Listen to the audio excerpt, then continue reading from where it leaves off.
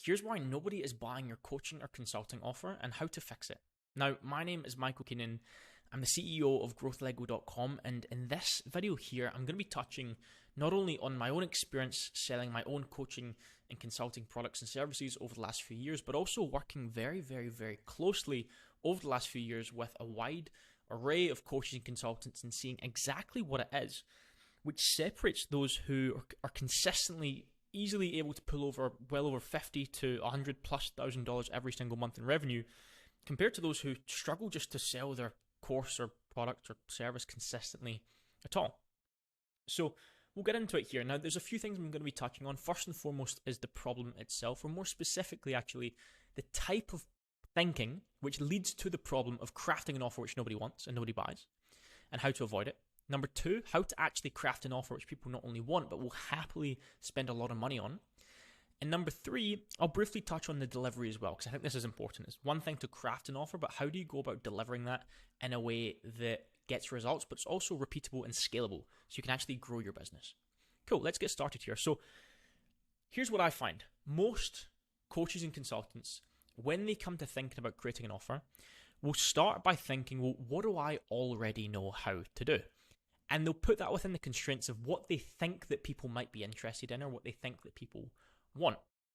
But they really have no real data for. And this leads them to craft what I find to be a bit of an abstract offer, which nobody really wants, and they really, really, really struggle to sell.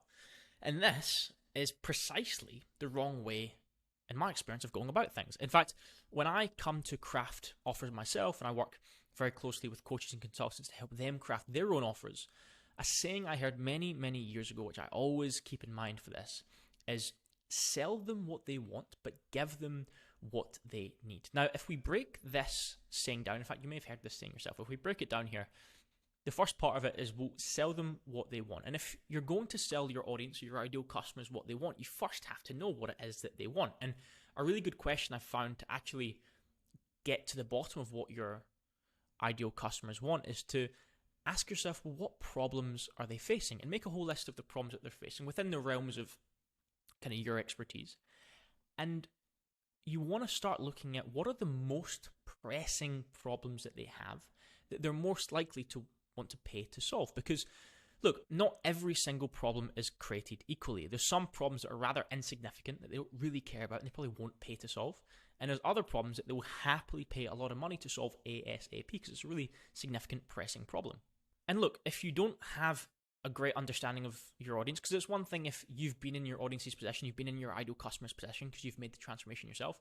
It's another thing if you haven't and you don't have as detailed an understanding for your ideal customer, but just go and speak to them. Go and speak to either your past customers, figure out what it was that prompted them to buy from you, or just go and speak to the market. Hang out where your ideal customers hang out, speak to them, ask them these questions, and get to the bottom of what sort of problems they're facing. But once you figure out what the problem is that you want to solve, that you're going to solve for your ideal customer, you then have to figure out how to deliver them the solution. And that's your job, and it's not always necessarily super easy, but that's your job as a coach or consultant and entrepreneur to figure out how to solve this problem for your audience. Now, that's the problem and how to actually come to figuring out which problem you're going to solve that people will happily actually pay for. Now, let's now touch on the offer itself. So, once you know the problem you're going to solve, in order to scale to 50 to 100 plus $1,000 every single month, you need to have a scalable offer, something you can sell to the masses. Now, if something's to be sold to the masses, you need to be able to sell it to a cold audience or people that don't currently know who you are, because your ability as an entrepreneur to sell something to people who don't currently know who you are and sell it to them as quickly as possible is one of the key factors in your ability to scale your business. Now, the type of offers that can be sold to a cold audience are what we call cold-friendly offers. Now, a cold-friendly offer that can be sold to a cold audience should have, in my experience, 4 key components. So 4 key components that make it up to be a really effective audience, which, again, can be sold to a cold audience. And those factors are, number 1, a claimed transformation. So what is the transformation that you claim that someone can make when they work with you? And this should definitely be a claim that you can back up and a claim that you can fulfill when they work with you. This is like your big, bold headline claim.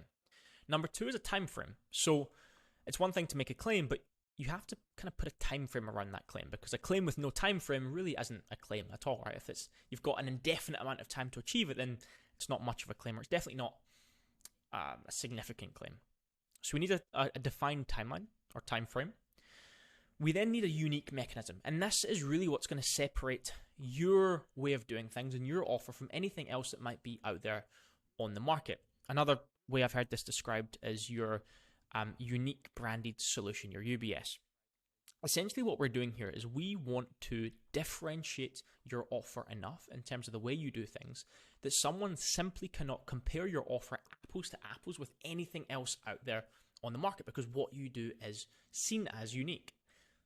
And finally, number 4 is risk reversal. So we want to, the best of our ability, eliminate any possible risk someone could foresee in possibly working with us. And this is really what makes the prospect of working with us a no-brainer, which is really what elevates your conversion rates even further. Cool. So what I'm going to do here with those 4 elements in mind is I'm going to give you 2 examples of offers before and after this framework is implemented to show you how much of an impact it can make. So we'll start with example A. Now, this is actually a real example of an offer I worked on with a client of ours that was selling what's known as scalp micropigmentation training. So it's like a cosmetic hair loss solution, think like hair tattoo sort of solution that was selling to people wanting to get into the industry and scale a $10,000+ a month business. Now, before working with us, the offer the client had was very, very simple. It was learn scalp micropigmentation online, buy now, $1,300. So very simple, straight to the point. And look, this offer, she had already made some sales with it. It wasn't like nobody had bought it, but it wasn't selling anywhere near as much as it could, and we were able to get it to. But also, it's speaking really to people that are already right at the bottom of the sales process, ready to buy something and really just looking for the best deal. It's not speaking to the masses. It's not speaking to the largest group of people who you could possibly sell your product to. And it's very hard to compete against anything out there on anything other than price, because there's nothing that stands your offer out. There's nothing really unique or too unique about it. On the other hand, after we implemented our framework, we came up with this offer. So start and scale your own scalp micropigmentation business to $10,000 per month within 6 months or less, or we'll work with you one-to-one until you do. And this offer, now that we'd adjusted the offer, we were actually also able to increase the price point, because the perceived value of the offer was so much higher that we were able to increase the investment size, and it was still an incredibly appealing offer. Now, you'll see how we've included kind of each one of these things here: the claim transformation, time frame, unique mechanism, and risk reversal, rather. The unique mechanism in this offer actually was simply just your own scalp micropigmentation business. And the reason we used that as a unique mechanism is simply because there wasn't really anybody or really many people at all selling this sort of thing in the format we were selling it. So that on its own was enough. Now, there are many other business models. Let's say you were doing something like that you see super often now, like YouTube automation or drop shipping or things like that, that are super heavily done. So that isn't unique. And you'll have to come up with your own framework within that to make it or to have your own unique mechanism. But hopefully here you can see how we've included those 4 key components. Now, I'll touch on the second example here. So this is another example, actually just one I randomly came across online. And the offer was very simple. It was monthly football mentorship, improve your skills, and become a better player. And this was actually priced at, I think it was $50 a month. But again, very simple offer. There's nothing really about that stands it out and makes it incredibly enticing to the audience, right? However, when I put it through this framework, the code-friendly framework that I've touched on here, this is what we came up with. So become an elite level footballer at a serious club within 6 months or less by working with nature. And if you don't get results, get a full refund, $997. So there's a few things to touch on there. Obviously, the big claim, become an elite level footballer at a serious club, time frame within 6 months or less. Unique mechanism here was by working with nature. I got that. I was looking at their landing page of their website, and I saw that was kind of one of the key elements of what they did, and I thought that was relatively unique here in terms of how we could portray it. And then the risk reversal, very simple. If you don't see results, get a full refund. Now, obviously, there's ways that that refund could be actioned. It's not necessarily that if they don't become an elite level footballer at a serious club within 6 months or less, because that's a very difficult thing to quantify and to make sure that they're kind of actioning every step, right? So the refund can have conditions, but essentially you want to have something there that eliminates any risk of someone joining your program, taking action on what you're teaching them and getting nowhere with it, right? And you can also see there, again, because of how much more valuable this offer seemed, the price point could also be higher. Cool, so just to summarize that point, creating the right offer is key, and selling the wrong offer really feels like pushing a boulder up a hill. It feels really, really tough and strenuous to do. In fact, it is just very hard to do. On the other hand, selling the right offer, something that people really actually want, feels like pushing a boulder down a hill. You really have to put minimal effort into it to see massive results.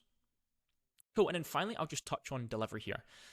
I think this is worth touching on because, again, it's one thing crafting an offer, but you want to know how to fulfill that in a way that's going to get results and something that you, as the entrepreneur or the coach or consultant, can repeat for more customers. So once you have the right offer in place, you then need to figure out how best to deliver it. And doing so, you have to choose the format in which you're going to be delivering it, right? So there's 3 key formats that you'll find for delivering coaching and consulting. The first is one-to-one delivery and support. So that's where you'll have one-to-one calls or private coaching calls with your customers.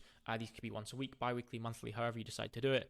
And support will be private as well. So they can message you in kind of like one-to-one chat as well, whether it's Slack or WhatsApp or whatever it may be, and get kind of questions answered from you. Second is group delivery with private support. So this is where you'll do group coaching calls, but people can still often be able to kind of message you privately if they have questions. It could be group format, but delivery is definitely in a group format, like group coaching calls. And then finally is course delivery. And this is obviously the least hands-on one, right? Because it's pre-recorded course modules or instructions, and then group support. So people typically here get support in a group format, whether that's a Facebook group or an online community in something like Skool. Now, it's worth noting, I tend to find a lot of coaches and consultants, when they craft their offer, will immediately want to jump to selling a course straight away. Obviously, because it's the least hands-on, it seems like the most scalable, and it seems like the logical thing to do. However, since testing and finding the right offer can take some time, I typically find it makes sense to start delivering one-to-one. So it makes sense to start out at the very least by delivering your coaching and consulting on a one-to-one basis, on one-to-one calls. Sure, this is nowhere near as scalable as an online course or even group coaching. However, it is easier to sell initially. It's much easier to sell something one-to-one than a course.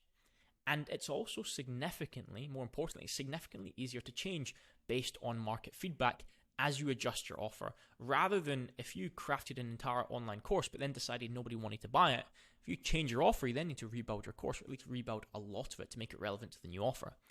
So I tend to find crafting, after you've crafted your offer, delivering one-to-one at least, just to make sure you get to the point where, as you see here, you've reached what we call service market fit, where people are consistently buying your offer with minimal resistance. You should find yourself about the $10,000 a month range, maybe a little bit higher.